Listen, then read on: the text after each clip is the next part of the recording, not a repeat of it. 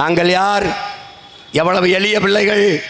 எங்கள் வலிமையை எங்களுக்கு உணர்த்திய பெருமக்களுக்கு நான் உண்மையிலேயே தலைவணங்கி நன்றி சொல்ல கடமைப்பட்டிருக்கிறேன்.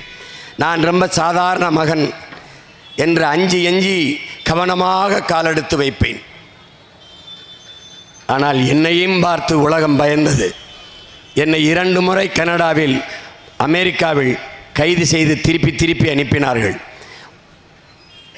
ஃபாரின் ரிட்டன் என்று சொல்வார்களே, உண்மையிலே ஃபாரின் ரிட்டன் நான் தான். என்னுடைய கடவுச்சீட்டை முடக்கி வைத்து 10 ஆண்டுகளாக வைத்திருக்கிறார்கள். நான் எந்த நாட்டிற்கும் பயணிக்க முடியாது. இந்தியாவில் கூர்ந்து கவனித்து ஒவ்வொரு வார்த்தையும் ஒட்டு கேட்கப்படுகிற தலைவர்களில் நான் 50வது ஆள் என்பதை நீங்கள் கவனத்தில் வைத்துக்கொள்ள வேண்டும். அப்போதெல்லாம் எனக்கு அச்சமில்லை. ஓராண்டுக்கு மேலாக சிறையில் இருக்கும் போதெல்லாம் நான் அச்சப்பட்டதில்லை. ஏனென்றால் என்னை உருவாக்கிய என் தலைவன் அச்சத்தை கைவிடு, இல்லை என்றால் லட்சியத்தை கைவிடு என்று கற்பித்தான். பயம் என்பது தமிழர் பரம்பரைக்கே கிடையாது. அஞ்சுவதும் அடிபணிவதும் தமிழன் பரம்பரைக்கே கிடையாது. மானமும் வீரமும் அறமும் எங்கள் உயிர். அதில் எந்த பயமும் எங்களுக்கு கிடையாது. அந்த நிலையில் நின்றோம். எளிய பிள்ளைகள் நாங்கள். எந்த பின்புலம் இல்லை. எங்கள் அப்பா முதலமைச்சர், அவர் மகன் அவர் முதலமைச்சர், அவர் பேரன் அமைச்சர். அப்படி வந்தவர்கள் அல்ல. சாதி சொல்லி வந்தவர்கள் அல்ல. மதம் சொல்லி வந்தவர்கள் அல்ல. எந்த உத்து போய் செத்து போனது தமிழிலே. தமிழ்நாட்டு மக்களுக்கு மொழிப்பற்று, இனப்பற்று திட்டமிட்டு அழிக்கப்பட்டு, மதப்பற்று, சாதிப்பற்று திட்டமிட்டு ஊட்டப்பட்டிருந்தது. இந்த காலச்சூழலில் எங்கள் இனம் கொத்து கொத்தாக கொன்றொழிக்கப்பட்ட அந்த நிகழ்வின் போது எல்லோரும் எங்கோ ஒரு தீவில் எவரோ சாகிறார் என்று கடந்து மறந்து போய்கொண்டிருந்தார்கள். எங்கள் இன சொந்தங்கள் செத்து விழுகிறார்கள் என்ற உணர்வற்று கிடந்தார்கள்.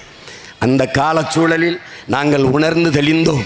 நாங்கள் நாடார், செட்டியார், கோனார், பிள்ளை, முதலி இப்படியெல்லாம் பிரிந்திருந்ததனால், இந்து, இஸ்லாம், கிறித்தவர் என்று பிரிந்திருந்ததால் தன்னின பகையாலே தாழ்ந்து வீழ்ந்தோம் என்ற நிஜத்தை உணர்ந்து, உண்மையை உணர்ந்து ஒரு துளி அந்த நேரத்தில் எழுந்தோம்.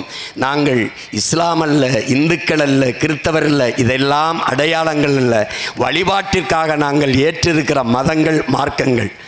சாதி, நாடார், செட்டியார், கோனார், தேவர், படையாச்சி, பறையர், தேவேந்திரர், வண்ணார், இது எல்லாம் எங்கள் அடையாளங்கள் அல்ல, இது குடிகள். ஆனால் நாங்கள் யார்? உலகத்தின் எந்த எல்லைக்கு போனாலும் நாங்கள் தமிழர்கள் என்கிற உண்மையை உணர்ந்து தெளிந்தோம். அப்போது இந்த அரசியல்கள், இந்த அதிகாரங்கள் எனக்கானது இல்லை என்ற தெளிவுக்கு வந்தோம். அப்போதுதான் தமிழ் தேசியன மக்களாக திரளத் தொடங்கினோம். அன்றுதான் நாங்கள் தமிழர்கள் என்ற உணர்வை பெற்று ஒன்றிணைய தொடங்கினோம். ஒரு பின்னணியும் இல்லை. ஒரே ஒரு பின்னணிதான், பிரபாகரனின் பிள்ளைகள் என்கிற பின்னணிதான். அவரும் இந்த நிலத்திலே பயங்கரவாதி, தீவிரவாதி என்று பழி சுமத்தப்பட்டு தடை செய்யப்பட்ட இயக்கத்தின் தலைவன். எப்போதும் என் தலைவன் படம் இருக்கிற பதாகையில் இப்போது இல்லாமல் இருப்ப காரணம், அவர் படத்தை வைத்தால் யாரும் நேரலையில் ஒளிபரப்ப மாட்டார்கள், ஒரு காட்சியை கூட போக மாட்டார்கள். ஏனென்றால் அவர் படத்தை பார்த்தே பயப்படுகிற இவர்கள் அவர் படையை பார்த்து எப்படி பயப்படுவார்கள் என்பதை நீங்கள் எண்ணிக்கொள்ளுங்கள். கருவி ஏந்திய பிரபாகரன் படத்தை நீங்கள் பார்த்தீர்கள். படையை, ஆயுதம் ஏந்திய பிரபாகரன் படையை பார்த்த இந்த நாடுகள் அறிவாயுதம் ஏந்தி அவன் பிள்ளைகளின் படையை இப்போதுதான் பார்க்கிறார்கள். என் அன்பு தமிழ் சொந்தங்களே, என் அருமை உடன் பிறந்தார்களே, ஆழ்ந்து கவனிங்கள். எளிய பிள்ளைகள் எங்களுக்கு ஒரு சின்னம் தந்திருந்தார்கள், விவசாய சின்னம். நாங்கள் விவசாய பெருங்குடி மக்களின் பிள்ளைகள் என்பதால் நேரடியாக என் மக்களிடத்திலே கொண்டு சென்றுவோம். 6 தேர்தல்களை நாங்கள் எதிர்கொண்டோம். 6 தேர்தல்களை எதிர்கொண்டு 7 விழுக்காடு வாக்கை பெற்றோம். 10 விழுக்காடாக வந்திருக்க வேண்டிய வாக்கை திட்டமிட்டு திமுக குறைத்தது. அது எனக்கு கிறித்தவர் இஸ்லாமியர் வாக்கு வந்துவிடக்கூடாது என்று திட்டமிட்டு சிதைத்தது. நான் பிஜேபியின் பி டீம் என்று வீட்டுக்கு வீடாக சென்று பரப்பியது. இந்த பொய் பரப்புரையை எண்ணின மக்கள் நம்பினார்கள். இது புது நம்பிக்கை இல்லையே. 60 ஆண்டுகளாக அவர்கள் பேசுகிற பொய்யை நம்பிய தமிழ் சமூகம் அதையும் நம்பியது. இன்னொன்று, எங்கள் அண்ணன் கமலஹாசன் நான் தான் மாற்று என்று குறுக்க ஓடினார். பிறகு எங்கள் ஐயா தினகரன் வந்து குக்கரில் எங்களை வைத்து வேக வைத்தார். இதெல்லாம் சேர்ந்து எங்களுக்கு 3 விழுக்காட்டு வாக்கு வந்து 10 விழுக்காடாகி தமிழ் தலைமுறையினர் அங்கீகாரம் பெற்ற கட்சியாக வருவதை தடுத்தார்கள். இப்போது அந்த சின்னத்தை என்னிடத்திலிருந்து பறித்தார்கள். காரணம் பயம். சீமான் இந்த இடத்துல பாய்ஞ்சு கொண்டே போறான். 7ஐ 14 ஆக்குவான், 14ஐ 24 ஆக்குவான். தமிழர் நாடும் தமிழர் அதிகாரமும் அவனிடத்திலே வரும். இந்த ஊழல் லஞ்சம் இந்த ஒன்று இருக்காது, தொடச்சு குப்பை தொட்டில் தூக்கி போட்டுருவேன். எங்கள் கனவப்படி 200 ஆண்டுகள் கழித்து என் இனம் எப்படி வாழ வேண்டும் என்ற ஒரு கனவை என் தலைவன் கொண்டிருந்தான். அந்த கனவை எங்கள் கைகளுக்கு கடத்தினான். அவன் கோடிகளை கொட்டித் தரவில்லை, உயர்ந்த கொள்கையை எங்களுக்கு தந்தான். அவன் காசை தரவில்லை, சுமந்து நின்ற கனவை எங்களுக்கு கையளித்தான். என் அன்பு மக்களே, எளிய பிள்ளைகள் நாங்கள். எங்களை பார்த்து இந்திய பெருநாட்டின் ஆட்சியாளர்கள் பயந்து விட்டார்கள். என் சின்னத்தை எடுத்து யாரோ அடையாளம் தெரியாதவனுக்கு கொடுத்து அவன் போட்டியிடுகிற இடத்தெல்லாம் அந்த சின்னத்தில் போட்டியிடு. நான் போய் கேட்டபோது அது கொடுக்க முடியாது, ஒருத்தர் கொடுத்தாயிடுச்சு என்று சொன்னார்கள். ஃபர்ஸ்ட் கம் ஃபர்ஸ்ட் சர்வ், இது தெரியாதா சீமானுக்கு என்று? அப்போ ஃபர்ஸ்ட் கம் ஃபர்ஸ்ட் சர்வில் சைக்கிள் சின்னம் எப்படி ஐயா ஜி.கே. வாசனுக்கு போச்சு? ஃபர்ஸ்ட் கம் ஃபர்ஸ்ட் சர்வில் எப்படி ஐயா டிடிவி தினகரனுக்கு குக்கர் போச்சு? எப்படி போச்சு? எவ்வளவு நேர்மையாக தேர்தல் ஆணையம் செயல்படுகிறது அறிவார்ந்த தமிழ் சமூக மக்கள், என் தம்பி தங்கைகள் சிந்திச்சு பாருங்க. எப்படி இருக்கு பாருங்க. தன்னாட்சி அதிகாரம் பெற்றது, யார் தலையிடும் இருக்காது. நம்மளை நம்ப வைத்திருக்கிறார்கள். நாம் நம்பிக்கொண்டு தான் இருந்தோம். கடைசியாக என்னாச்சு? இந்த இந்த கட்டுத்தொகை போடுறது கூட அவனுக்கு ஆள் இல்லை நிற்கிறதுக்கு, அந்த சின்னத்தை வாங்கினவனுக்கு. அப்போது சீமானை எப்படி வீழ்த்துறது? சுயேட்சா போடு. 40 தொகுதியிலும் 40 அடையாளம் தெரியாத நபர்களை சுயேட்சையாக நிறுத்துகிறார்கள். குழம்பிடுவானான். சீமானின் சின்னம் நினச்சி சீமானுக்கு ஓட்டு போடுறத நினச்சி விவசாயியில் போட்டுறான். அவ்வளவு மங்கின்னி மக்கள் என்று நம்மளை நினைத்தார்கள் என்றால் எப்படி இருக்கு பாரு. நான் அந்த பெருமக்களுக்கு ஒன்று சொல்லுவேன். இந்த பயம் இருக்கு பாருங்க, இந்த சின்னத்தை எடுத்து வச்சு எப்படியாவது சீமான அழித்திறன், அந்த பயம் உங்களுக்கு கடைசி வரை இருக்கணும். ஆனால் உங்களுக்கு நான் மிகுந்த மதிப்பளிக்கிறேன், மிகவும் நன்றி சொல்லிக் கொள்கிறேன். ஏன்? சீமான் அந்த சின்னத்திற்கு போடவில்லை, சீமானுக்கும் அவன் எண்ணத்திற்கும் தான் நாங்கள் வாக்கு செலுத்தினோம் என்பதை இந்த தேர்தலிலே எண்ணரும் மக்கள் நிரூபிப்பார்கள். எண்ணரும் மக்கள் நிரூபிப்பார்கள். நீங்கள் பார்க்கத்தான் போகிறீர்கள். இன்று யோசித்து பாருங்கள். திடீரென்று ஐயா மோடி அவர்கள் தமிழ் பற்று, தமிழ் மீது பற்று, அளப்பெரிய பற்று. நான் இங்கே பேசுவதையெல்லாம் உலக நாடுகளில் பேசி வருவார். என்ன பேசி வருவார்? உலகத்தின் தொன்மையான மொழி தமிழ், அது எங்கள் நாட்டில் இந்தியாவில் இருக்கிறது, எங்களுக்கு பெருமை. இந்திய மொழிகளின் தொன்மத்தை தமிழிலிருந்து அறியலாம். இதெல்லாம் நான் பேசுனது அவருக்கு யாரை எழுதி கொடுத்து அப்படியே அவர் இந்தியில் பேசுகிறார். ஆனால் அவ்வளவு தொன்மையான மொழிக்கு, அவ்வளவு பெருமை மிக்க மொழிக்கு நீங்கள் கொடுத்த சிறப்பு அங்கீகாரம் என்ன? பாராளுமன்றத்திற்குள் என் தாய்மொழியில் பேசுகிற உரிமை இருக்கா? அங்கீகாரம் இருக்கா? இந்திய ஆட்சி மொழிகளில் தமிழ் இடம்பெற்றிருக்கா? தெலுங்கு, மலையாளம், கன்னடம், உருது, எந்த மாநில மொழியாவது இருக்கா இந்தியை தவிர? இந்தியை தவிர எப்படி இருக்கும்? எவ்வளவு வழியாக இருக்கும் பாருங்க. பாராளுமன்றத்தின் வாசலில் இப்போ கட்டியிருக்காருல புதுசாக, அந்த கட்டிடத்தின் வாசலில் சமஸ்கிருதம் இருக்குது. இது எந்த மாநில மக்களின் மொழி? இந்தி இருக்குது. சரி, இந்தி பல மாநிலங்களின் தாய்மொழி இருக்குது. இங்கிலீஷ் இருக்குது. சரி, இருக்குது. இவ்வளவு புகழ்ந்து பேசுகிறீர்களே உலகத்தின் மூத்த மொழி தமிழ் என்று, என் தாய்மொழிக்கு ஒரு அங்கீகாரம் ஏன் என் தாய்மொழியில் அங்கே கல்வெட்டில்லை? பதில் இல்லை. திடீரென்று இப்போது எனக்கு தமிழ் தெரியவில்லை, நான் தமிழனாக பிறக்கவில்லையே என்று வருந்துகிறேன் என்று சொல்றார். நான் கூட வருந்துகிறேன், எனக்கு குஜராத்தி தெரியவில்லை, நான் ஒரு குஜராத்தியாக பிறக்கவில்லையே என்று வருந்துகிறேன். எப்படி இருக்குது? நாங்கள் உலகத்தில் ஆகச்சிறந்த நடிகரை பெற்றிருக்கிறோம். எங்கள் ஐயா நடிகர் திலகத்தை தாண்டி உலகத்தில் இன்னொரு நடிகன் பிறக்கப் போவது இல்லை, பிறந்ததும் இல்லை. அவர் நடிப்பை ரசித்து சுவாசித்து வளர்ந்த பிள்ளைகளுக்கு உங்கள் நடிப்பெல்லாம் எம்மாத்திரம் ஐயா, எம்மாத்திரம். அதுக்கெல்லாம் ஏமாந்து விடுவோம் என்று நீங்கள் நினைத்தால் அந்த எண்ணத்தை மாற்றிக்கொள்ளுங்கள். திடீரென்று என்ன காந்தி இறந்து விட்டாரா? என் தம்பி கிஷோர் கேசாமி தான் போட்டிருக்கான் சுட்டி செய்தியில். மோடி திடீரென்று கச்சத்தீவை பற்றி பேசுவது என்ன காந்தி இறந்து விட்டாரா என்று கேட்பது போல் இருக்கிறது என்று. அன்பு தமிழ் சொந்தங்களே, என் அருமை உடன் பிறந்தார்களே, ஆழ்ந்து சிந்தியுங்கள். இப்போதான் கனவிலிருந்து விழித்திருக்கிறார்கள். 1974 பொந்தம் போட்டு 76 கொடுக்கப்பட்ட கச்சத்தீவு இப்போதுதான் அவர்கள் எப்படி ஆட்சியை போட்டு தம்பி அண்ணாமலை அவர்கள் எடுத்து கொடுத்தாராம். இவர் இவ்வளவு நாள் எங்கே போய் படுத்தாராம்? பதில் இல்லை. இப்ப நம்ம என்ன கேட்கிறோம்?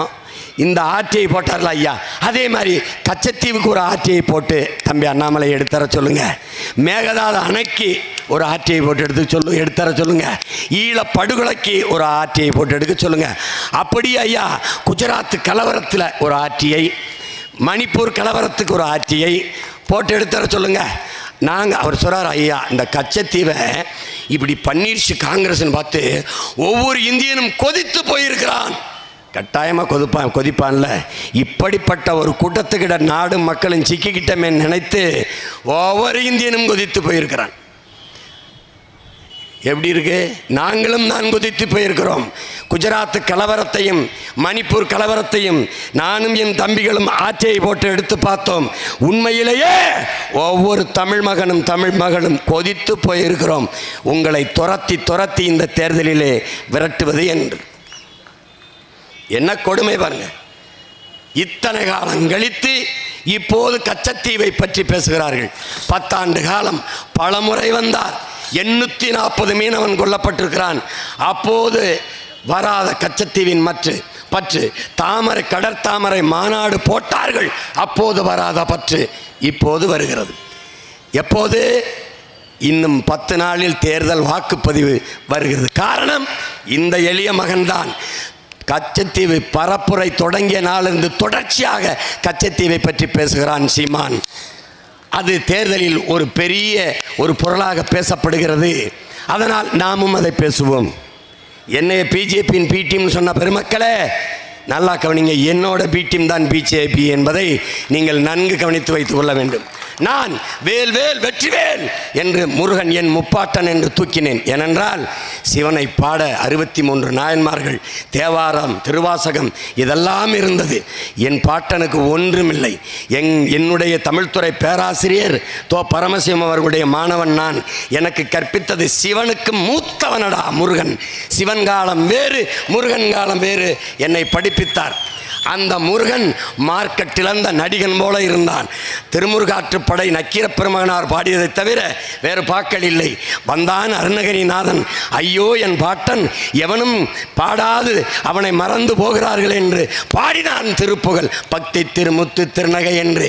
அப்போதான் என் பாட்டன் முருகனா தமிழ் இறையா என்று எல்லோரும் தேடினான். மங்கினான் ஐயப்பனுக்கு திருப்பதிக்கு இருந்த புகழிலிருந்து மங்கினான். எழுந்தேன் அவன் பேரன் வேல் வேல் வெற்றிவேல் முருகன் எனது முப்பாட்டன் திருமுருக பெருவிழா என்று வேலை தூக்கி கிளம்பினேன். பார்த்தான் பிஜேபி எதற்கு எப்படி தனி மனிதனாக 7 விழுக்காடு வாக்கை எப்படி தொட்டான், முருகனை தொட்டான். நீனும் தொடு. வேலுநாச்சியாரை பற்றி பேசுகிறான், நீனும் பேசு. தீரன் சின்னமலை பேசுகிறான், நீனும் பேசு. உண்மையிலே பேரம் பேசுறதுக்கு நீ சோரம் பேசுறதுக்கு வித்தியாசம் இல்லையா? நீ பேசுன மறுபடி பார்த்தான் என்ன பேசுறான், ஈழத்தை பேசுகிறான், நீனும் போய் பேசு. உண்மைக்கும் பொய்க்கும் நிறைய இடைவெளி இருக்குல்ல, எடுவல்ல. கடைசி அப்ப என்ன பண்ணலாம்? என் மண் என் மக்கள் தமிழ் தேசியம்னு பேசுறான். தம்பி அண்ணாமலை என்னுடைய தம்பி, நான் தான் உள்ள அடிச்சு வச்சிருக்கேன் சிலிப்பர் செல்லா. இங்கிருந்து எனக்கு லட்சக்கணக்கான தம்பிகள் வேலை செய்கிறாங்க. உள்ளே இருந்து ஒரே ஒரு தம்பி எனக்காக வேலை செஞ்சு என்னை ஒவ்வொரு விதமையும் உலக புகழ் பெற வைத்து கொண்டிருக்கிறான். ஏன்னா ஒரே ரத்தம், 2 பேருக்கு தமிழ் தாய் ரத்தம்.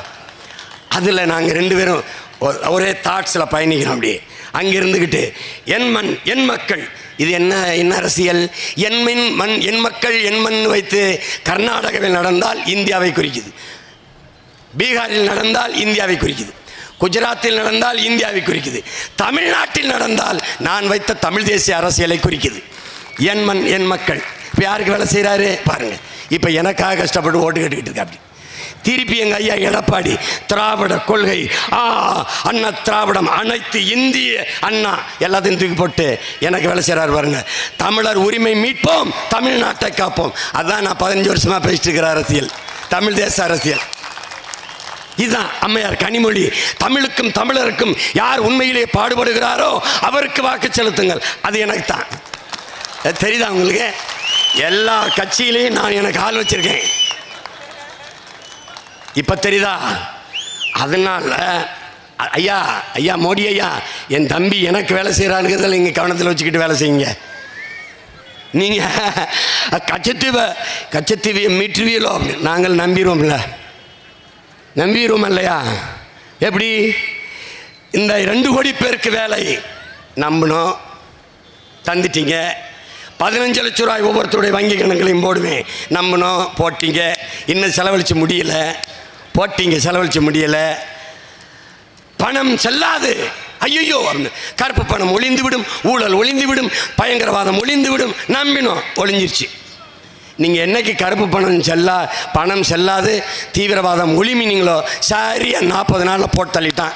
புல்வாமா மாவட்டத்தில் ஒளிஞ்ச பாடு இல்லை, 40 பேர் செத்த பாடாயிருச்சு, கதை முடிஞ்சு.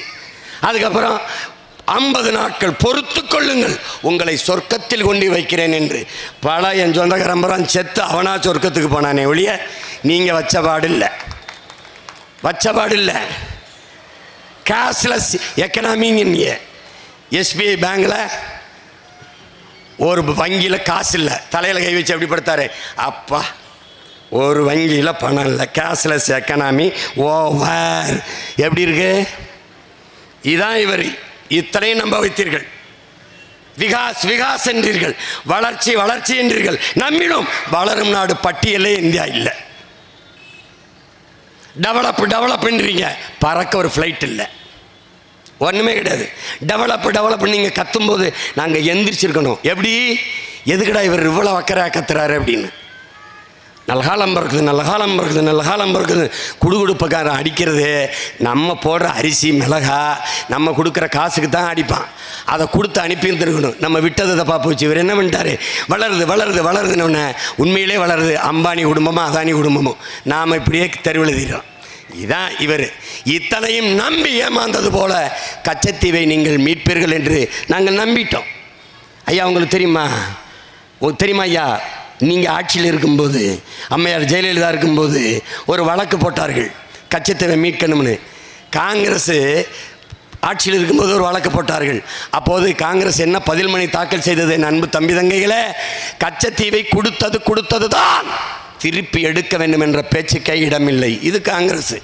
ஐயா மோடி தான் பிரதமர், அம்மையார் ஜெயலலிதா வழக்கு, திருப்பி பதில் மனு. இதே ஐயாவுடைய அரசு இங்கே மதுரை நீதிமன்றத்தில் அவர் ஆட்சி காலங்களில் ஒரு பொதுநலவாதி போட்டது.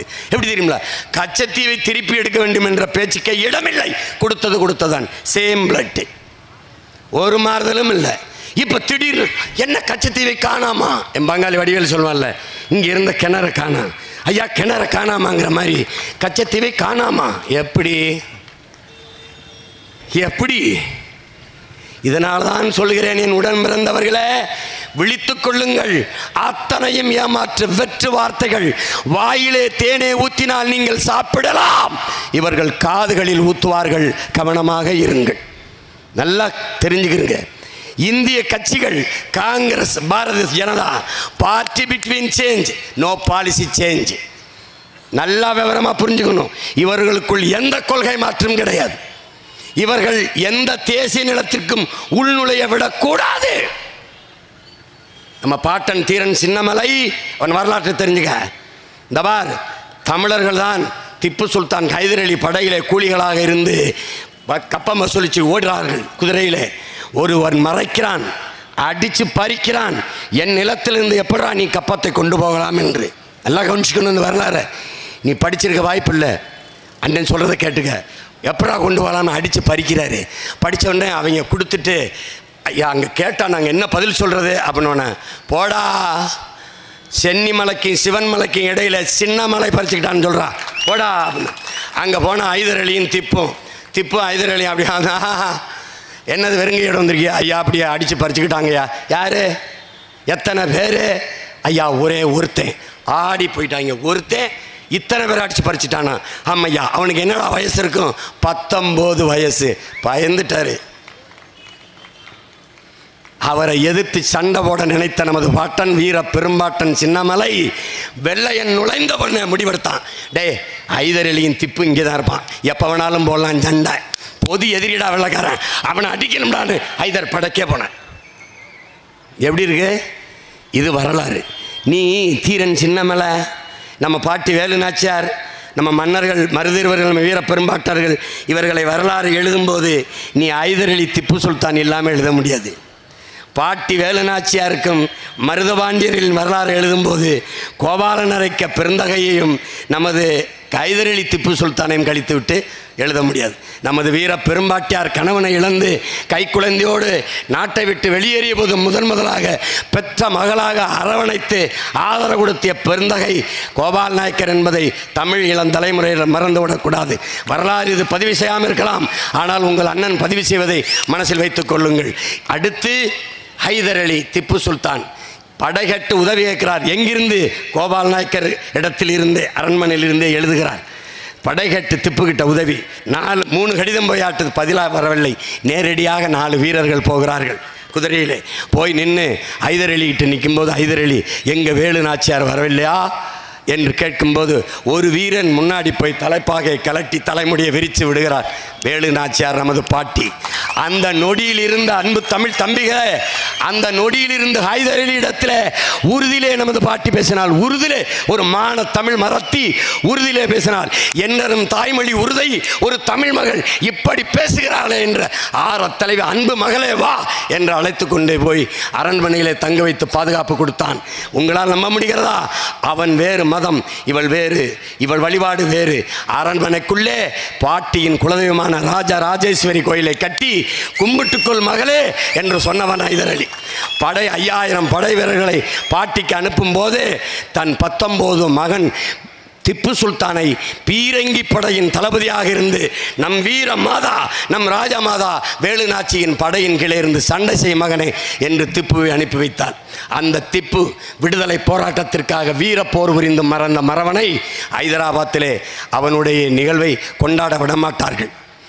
கர்நாடகாவிலே அவனுடைய நிகழ்வை கொண்டாட விடமாட்டார்கள் இவர்கள். கர்நாடகாவிலே உங்கள் மகன் நான் வரும்போது என் பாட்டன் இங்கே பாருங்க, நல்லா கோபால் நாயக்கருக்கும் ஹைதர் அலி திப்பு சுல்தானுக்கும் அரசு விழாவாக நான் எடுப்பேன். இவர்கள் இல்லை என்றால் எம் இனத்தின் வரலாறே இல்லை. இதை பெருமையோடு சொல்கிறேன். இவர்கள் மறைப்பார்கள். RSS பிஜேபி திப்புவை பேசுகிறார், சுப்புவை பேசுகிறார். நீ திப்பு ஹைதர் அலி இந்திய நாட்டின் விடுதலைக்கு போராடியிருக்கான். கட்டப்பொம்மன் வீரபாண்டிய கட்டப்பொம்மன் போராடி இருக்காரு. நீ ஒரு போராட்டம் போராடியாதாக RSS பிஜேபி ஒரே செய்தி, கட்சியை கலைச்சி விட்டு காலையில் நான் பாட்டுக்கு விவசாயம் பார்க்க போகிறேன் சொல்லு. ஒரு போராட்டம், ஒரே ஒரு போராட்டம். இந்த நாட்டின் விடுதலைக்காக போராடியவன் பாகிஸ்தான், பங்களாதேஷிலே. இந்த நாட்டிற்கு ஒரு போராட்டம் போராடாதவன் பாரதிய ஜனதாவில் பாராளுமன்றத்துக்குள். கவனத்தில் வச்சு வாக்கு செலுத்து. தேசப்பற்றை உனக்கு போதிப்பான் செக்கெழுத்தவன் பேரனுக்கு, தூக்கிலே தொங்கிய வீரன் தீரன் பேரனுக்கு நமக்கு போதிப்பான். வெள்ளக்கார ராணி வரும்போது RSS இருக்கிற அரடவசர் சட்டையை போட்டுக்கிட்டு குச்சியை வச்சு இராணுவ மரியாதை அணிவகுப்பு மரியாதை கொடுத்தவர்கள் இவர்கள். மறந்து விடாதே. வரலாற்றை நீ மறந்தால் இறந்து கிடக்கிற பிணமாய் போவாய். எச்சரிச்சுக. இவங்கள நம்பாத. இந்த கூட்டத்திற்கு துணை நிற்கிற கூட்டம்தான் இந்த திருட்டு திராவிட கூட்டம் என்பதை நீ நம்பாத. நீ நினைக்கலாம் நீ உன் பாட்டன் தீரன் மாதிரி போய் திப்பு படையில் சேர்ந்தவன் சண்டை போட்ட மாதிரி நீனும் பொது எதிரி அடிக்க திமுக அதிமுகவோட போகலாம்னு. ஐயோ, இதுக்கு வெள்ளைக்காரனையே நீ நம்பிடலாம். இவனை நம்பாத. அவன் 100 விழுக்காடு இந்து, இவன் 90 விழுக்காடு இந்து. சொன்னவர் ஸ்டாலின் தான். எங்கள் கட்சியில் 90 விழுக்காடு இந்து. அப்போ முன்னாடி நிற்கிறவன்லாம் இந்துவா இஸ்லாமியனா கிறிஸ்தவனான்னு பார்த்தா கட்சியில் சேர்க்கிற. நீ சிறுபான்மை மக்களின் காவலர். எத்தனை கிறிஸ்தவருக்கு எத்தனை இஸ்லாமியருக்கு 21 இடத்துல சீட்டு? ஒரு தடவை எடுத்து காட்டு, கண்ணுக்கு முன்னாடி நீட்டு. நோ ராஜா, எப்படி? ஆனாலும் நமக்கு மான ரோசம்லாம் ரத்தம் நீ உப்பு போட்டு சோறு தின்னு, நீ ரைஸ் திங்கிற, பிரச்சனை அங்கே தான். நீ தண்ணி குடிக்க மாட்டேங்கிற, வாட்டர் குடிக்கிற, பிரச்சனை இங்கே. அதனால என்ன ஆயிடுச்சு? சூடு, சொரணை, மானம், மரியாதை, வெக்கம், கோபம் எல்லாம் செத்து போச்சு. 13 தலைமுறைக்கு ஒரு முறை தண்ணி குடிப்பா. 13 தலைமுறைக்கு ஒரு முறை மரபணு மாறிவிடுங்கிறான். உனக்கு மாறிடுச்சு. இப்போ வந்து என்ன பண்ணுறோம்? புதுப்பிக்கிறோம். டேய் நீ யார் தெரியுமாடா? சின்னமலை பேரண்டா, டேய் புலித்தேவன் பேரண்டா, டேய் மருதுபாண்டி பேரண்டா, டேய் வேலுநாச்சியார் பேரண்டா, டேய் அழகுமுத்துக்குன் பேரண்டா, டேய் சுந்தரலிங்கம் பேரண்டா. அப்பா டயர்டாயிருது சொல்லி சொல்லி. பண்டாரவண்ணி யார் தெரியுமாடா? பெரும்பிடுகு முத்தரையர் யார் தெரியுமாடா? ஐய, இந்த கத்தை 15 வருஷம் கத்தின கத்தை, சத்தியமாக சொல்கிறேன், சுடுகாட்டில் இருந்து கத்திருந்தா கூட 10 பிணம் என் மேலே பாவம் பார்த்து எந்திரிச்சு வந்திருக்கும். ஆனால் இந்த இனத்தை எழுப்புறதுக்கு நான் படுற பாடு இருக்க அப்பா. ஐயோ ரொம்ப போராடி கிழிக்கிறான். இந்திய முகம் ரொம்ப போராடி ஓடுறான். இழுத்தா திராவிட முகம், அதை கிழிச்சு விட்டா. ரொம்ப போராடி கிழிச்சா மதம், இந்து, இஸ்லாம், கிறிஸ்தவம். ஐயோ அப்படின்னு மறுபடி கிழிச்சா நான் கள்ளர், நான் தேவர், நான் செட்டியார், நான் கோனார், நான் நாடார். எங்கேயா போனார்? உன் இனஞ்சாகும்போது எங்கேயா போனார் தெரியாது. அவனுக்கு எது சத்தாலும் பரவாயில்லைங்க. மொழி சத்தாலும், இனஞ்சத்தாலும், நிலம் வளம் களவுனாலும் தன் சாதி செத்துறக்கூடாது, மதம் செத்துறக்கூடாதுங்க. சங்கம் வைத்து தமிழ் வளர்த்த மதுரையிலே தமிழகத்தின் தமிழ் தெருவில் தமிழை ஒரு தடவை படிச்சுப்பார், சும்மா படிச்சுப்பார். புராணம் சொந்தம் புதூர் மெடிக்கல்ஸ் தமிழ் எழுதியிருக்கு, ஆனால் உச்சரிப்பு ஆங்கிலம். அங்கே அவர் கண்ணா ஆயில் ஸ்டோர், இங்கிட்டு பார், திரும்பு இங்கிட்டு பாரு தம்பி, இங்கிட்டு பாரு தம்பி, நெல்லை அண்ணாமலை, அது என்ன விலாஸ் சமஸ்கிருதம், கீழே அது வெஜிடேரியன் ஏதோ ஒன்று போட்டிருக்கு, வெஜிடேரியன் எல்லாமே தமிழில் தான் எழுதியிருக்கு, ஆனால் உச்சரிப்பு ஆங்கிலம். இதுதான் தம்பி தமிங்கிலம், தங்கிலீஷு. நீ புது மொழியை உருவாக்கி விட்டாய். இதிலிருந்து உயிர்ப்பிக்க ஒரே வழி, எனக்கு ஒரே ஒரு வாக்கு செலுத்து, எல்லாத்தையும் சரி பண்ண. தமிழ் மீட்சியே தமிழர் எழுச்சி என்கிறார் மொழி ஞாயிறு தேவனேய பாவாணர். தமிழ் மீட்சியுற, தமிழர் எழுச்சியுற. எவ்வாறு? எதுக்கும் துணிந்தால் தமிழ் மீளும், எல்லாவற்றுக்கும் துணிந்தால் தமிழ் ஆளும். இதை நீ கவனத்தில் வச்சுக்கிட்டு சொல்லு. தமிழ் வாழணுமா? ஒரு தமிழன் ஆளணும். அது தமிழ்னா என்னன்னு தெரிஞ்ச தமிழன் ஆளணும். அது ரொம்ப முக்கியம் இல்லை. முன்னன் தோன்றிய நிலத்தில் முகிழ்த்தவர், மூத்த தமிழ்மொழி குணர்வில் மூத்தவர், தன்னன் பாண்டியன் துமரி குடிமையர், திசையெல்லாம் பரந்துலக இழந்தவர், இன்னரும் இயலிசை நாடகம் யாத்தவர், இந்திசை நாவலன் தேயத்து இறைமையர், என்ன வியப்படா இவர்கள் தமிழர்கள். தெரிஞ்சு வேண்டும்ல, தெரியணும்ல. நறுக்குவோம் பகையின் வேர் சிறுத்தை பெருங்கூட்டம், நாம் தமிழர் என்று முரசறைவாய். குறுக்கில் முளைத்திட்ட இந்த அயலார் ஆட்சி கூண்டோட போயிட்டு கொட்டடா முரசம்ங்கிறான். எப்படி வரான் பாரு. வென்று முடிப்பான், வெட்டி வருவான் திராவிட காலை என்று பாடிய புரட்சி பாவலன் ஒரு நாள் உணர்ந்து தெளிகிறான். என்னையை போல என் முன்னவர்கள் எல்லாம் திராவிடம் நம்பி ஏமாந்து செத்தது போல ஒரு நாள் தெளிகிறான். அதுக்கப்புறம் என்ன பண்ணுறான்? நறுக்குவோம் பகையின் வேறுன்ட்டான். இது வெள்ளைக்காரன் காலத்தில் பாடியிருந்தா வெள்ளைக்காரனே, திராவிட ஆட்சி காலத்தில் பாடினானா இவனை. நறுமலர் சோலையில் நரிபுக விட மாட்டோம், நாம் தமிழர் என்று முரசறைவாய். குறுக்கிலே முளைத்திட்ட இந்த அலாட்சி அயலார் ஆட்சி கூண்டோட போயிட்டு கொட்டடா முரசம். சிங்கத்தின் குகைக்கில் சிறுநரிக்கு இடம் கொடுத்தோம், செந்தமிழ் நாட்டின் உரிமை இழந்தோம். பொங்கும் உணர்வில் எழுந்தமிழ் அரசு போர் தொடங்கிட்டு கொட்டடா முரசம். அந்த போர் முரசுதான் இப்போது நாம் அறிவித்து களத்தின்பது. இந்திய கட்சிகள் இந்த நிலத்தில் வரவே கூடாது, பொது எதிரிடா நமக்கு. திராவிடம் பங்காளி, எப்போ வேணாலும் சண்டை போடலாம். இவன் பரம்பரை பகவன், பல 100 ஆண்டு கால பகைவன். இவனை நுழைய விடக்கூடாது. நுழைச்சா இந்திம்பா, சமஸ்கிருதம்பா. இந்தி மகன்கிட்ட இந்தி அங்கிட்டு ஓரமாக இரு குந்தின்ட்டு போங்க. நீட்டு வேற எங்கேயாவது, நீட்டு வேற எங்கேயாவது காட்டு. நான் உன்கிட்ட கேட்குறேன், நீ உனக்கு அரசியல் தெரியும் தானே? நல்லா நீ சொல்லியில. பாரதிய ஜனதா இந்தியம் பேசும், தேசிய ஒருமைப்பாடு பேசும், பாரத மாதாக்கு ஜே சரிதான், நானும் தான் போடுறேன். நீ பாரத மாதா, நான் பாரத நாடு, பைந்தமிழர் நாடு வாழ்க நானும் சொல்கிறேன். ஏன் நாடு, ஏன் நாடு? இப்போ காங்கிரஸ் இந்திய ஒற்றுமை, தேசிய ஒருமைப்பாடு, இறையாண்மை, நாங்கள் தான் போராடி சுதந்திரம் பெற்றுக் கொடுத்தோம். சரா விடுறா. இப்போ நான் என்ன கேட்குறேன், நாட்டுக்கு சுதந்திரம் பெற்றியா, நேரு வீட்டுக்கு சுதந்திரம் பெற்றியான்னு கேள்வி இருக்குல்ல. இப்போ என்னன்னு கேள்வி, கர்நாடகாப்பா, கர்நாடகாப்பா, இங்கே வாப்பா. கர்நாடகாவில் காங்கிரஸ் பாரதிய ஜனதா, காங்கிரஸ் பாரதிய ஜனதா மாறி மாறி ஆளுதுப்பா. கர்நாடகா வரும்போது காங்கிரஸ் இந்திய கட்சியா, கர்நாடக மாநில கட்சியா? நீ சொல். தமிழர்களுக்கு ஒரு சொட்டு தண்ணீர் தர முடியாது என்று சொன்ன நீ இந்திய இறையாண்மை, தேசிய ஒருமைப்பாடு எங்கே வைத்தாய்? தமிழர்களுக்கு உரிய நதிநீட்டை பங்கிட்டு கொடுத்தால் இந்திய தேசியம் இருக்கும். தமிழர்களுக்கு ஒரு சொட்டு தண்ணீர் தர முடியாத அந்த ஒரு நொடி வார்த்தையிலே இந்திய தேசியம் செத்து தமிழ் தேசியம் பிறக்கும். இதாண்டா தமிழ் தேசியம். தமிழ் தேசியம் என்னன்னு கேட்டா இதாண்டா. இந்திய கடலுக்குள்ளே செத்து விழுந்த மீனவன் இந்திய மீனவன் என்று நீ சொன்னால் என் உள்ளத்தில் இந்திய தேசிய பற்று இருக்கும். தமிழ் மீனவன் செத்தான் என்று நீ என்றைக்கு செய்தி பதிவு பண்ணியோ அன்னைக்கு இந்திய தேசியம் செத்து தமிழ் தேசியம் பிறந்து விட்டது. இதான் தமிழ் தேசியம். நீ இந்த பம்மாத்து பூச்சாண்டி ஆட்டம் வேற எங்கேயாவது வை. நிற்கிறவன் யார் தெரியுமில்ல? எம்ஜிஆர், கருணாநிதி, ஜெயலலிதா இவர்களை பார்த்து அரசியல் செய்ய வந்தவன் அல்ல. நான் செத்தாலும் சரி என் இனம் எழுந்தால் போதும் என்று நின்ற வீர மறவன் பிரபாகரனின் பிள்ளை நான். நான் வீழ்ந்தாலும் சரி என் இனம் எழுந்தால் போதும் என்று நின்ற மானத்தமிழ் மறவனின் மகன் நான். நீ என்கிட்ட இந்த பூச்சாண்டில் லட்சம் துப்பாக்கி கடந்து ஊடறுத்து போய் ஒரு துளி உயிர் பயம் இல்லாமல் என் தலைவனை சந்தித்து விட்டு வந்தவன் போர்க்களத்திலே. என்ன நீ மரணி இனிமே எனக்கு புதுசாக வரப்போகுதுன்னு நினச்ச நீ?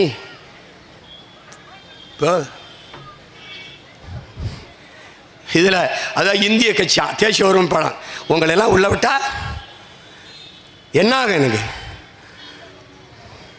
இதில் ஒரு தம்பி ஒருத்தர் வந்திருக்கு. அப்படி இந்த உதயநிதி என் அன்பு தம்பி, அருமை இளவல், திராவிட இளஞ்சூரியன், சூரியனில் இளஞ்சூரியன்,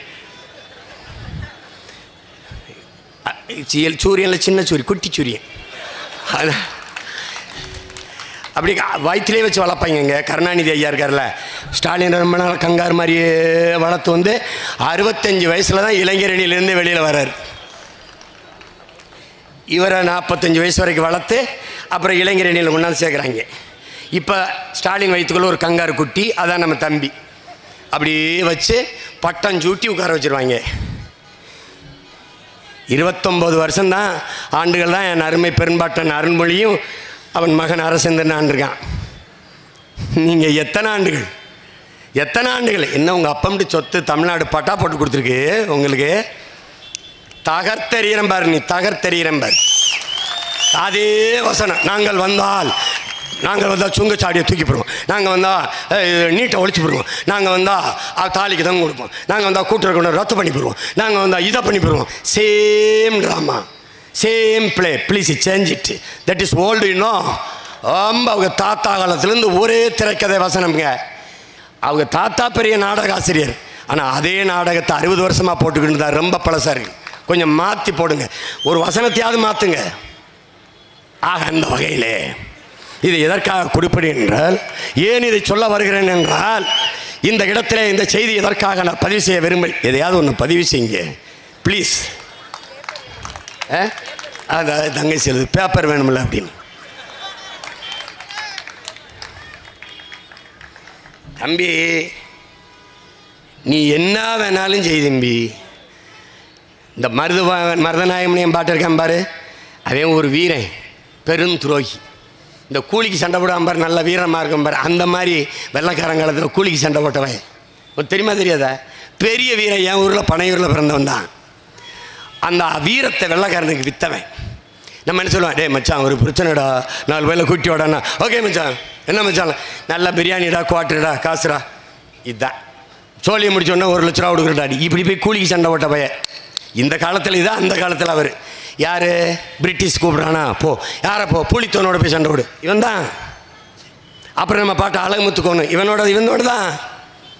அப்போ நம்ம பாட்டனை தோக்கடிச்சு விட்டாங்க துரோகத்தில். அழகு முத்துக்கோனே கையில் விலங்கு போட்டு நிறுத்தி விட்டாங்க. இப்படி இவன் இந்த முன்னாடி நிற்கிறேன். அவன் யார்? நம்ம பையன் தான். நம்ம பையன் எங்கள் ஐயா சிவாஜி சொல்லுவார்ல, அது மாதிரி நம்ம பையன் தான் மருதநாயகம், நம்ம பையன் தான். அவன் நின்றுக்கிட்டு சிரிக்கிறான், கொக்கரிக்கிறான். எப்படி உன்னை துரோகத்தால் வீழ்த்தினேன் பாரு அப்படின்னு. நம்மால் டேய் செத்து விழுந்தாலும் வரலாறு எங்களை வீர மறவர்கள் என்று பதிவு செய்யும்டா.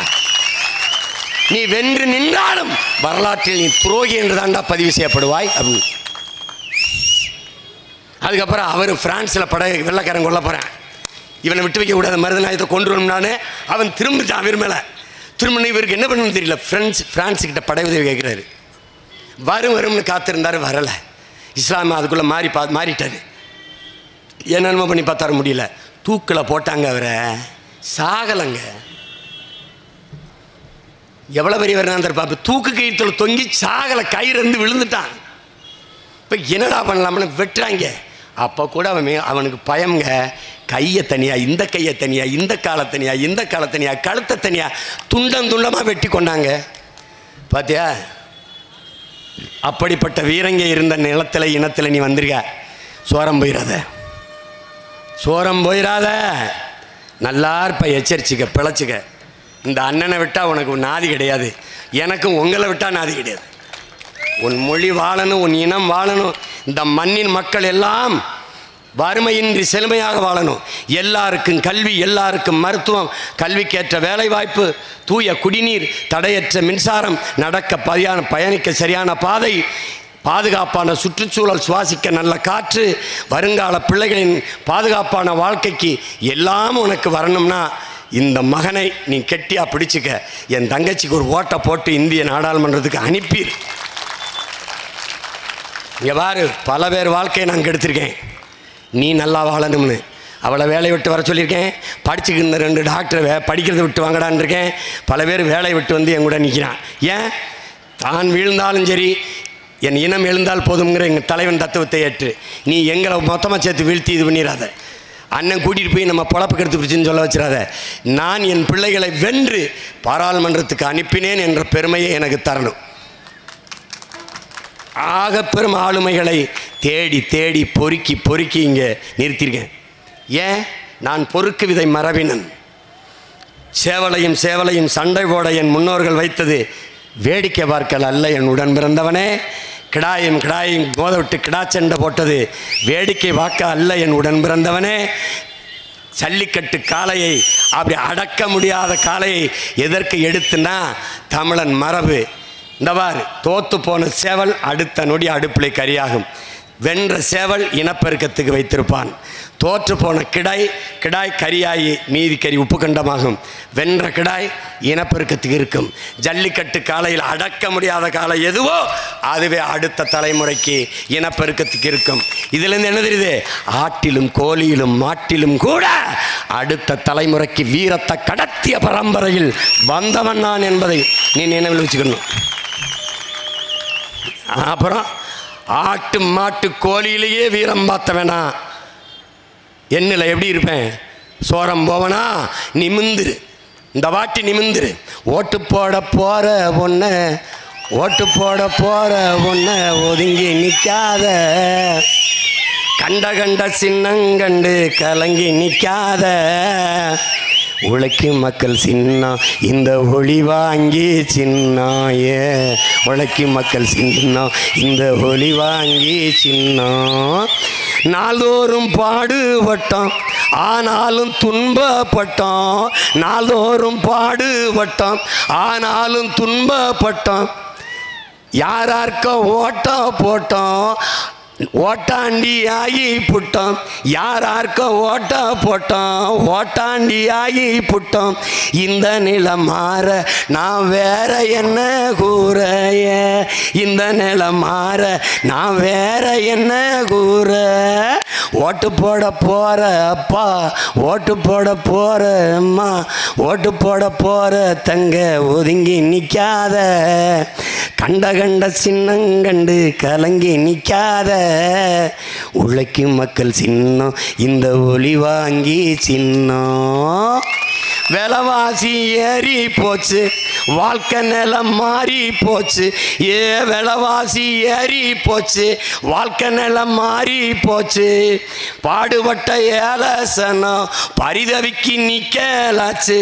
பாடுபட்ட ஏலச்சனம் பரிதவிச்சு நிக்கலாச்சு. இந்த நிலம் மாற நான் வேற என்ன கூற, இந்த நிலம் மாற நான் வேற என்ன கூற.